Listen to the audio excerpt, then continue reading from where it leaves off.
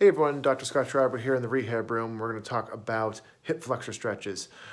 Often neglected, hip flexor muscles are generally tight with those that sit in desks all day long, and those that drive, in a car or a truck or things like that.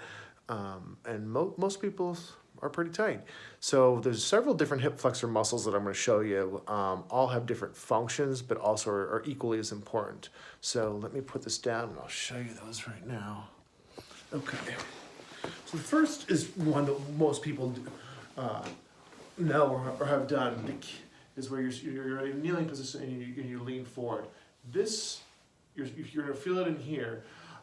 That particular stretch is for the muscle called the iliacus. Iliacus starts here on the in the inside here on this big iliac crest, or the hip bone here. It comes down through and attaches onto what's called the lesser trochanter, or the top of the leg there. The next one I'm going to show you is for the rectus femoris. It's part of your quadricep muscle group.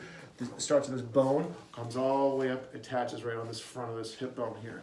So I like to use a step stool, so you can put your foot back on the step stool, nice and tall. This is the key. Make sure you're in a neutral spine. Don't be too much like this or too much like this. Nice neutral spine, tight belly, and you can come forward.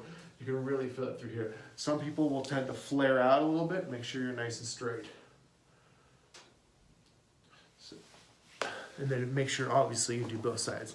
Last one I want to show you is what's called for the psoas. Again, really, really important hip flexor that actually attaches onto the discs and some of the vertebrae in the lower back and onto that lesser trochanter or top of the leg here. So, a little bit different stretch. So you start in the same position, you turn a little bit here, arm comes overhead, and then you bend your torso and then go in for the stretch. Right, so you're going to get it all through here when we stretch here. So turn, bend, and stretch. If you guys have any questions regarding that stretch, let me know. Thanks, bye.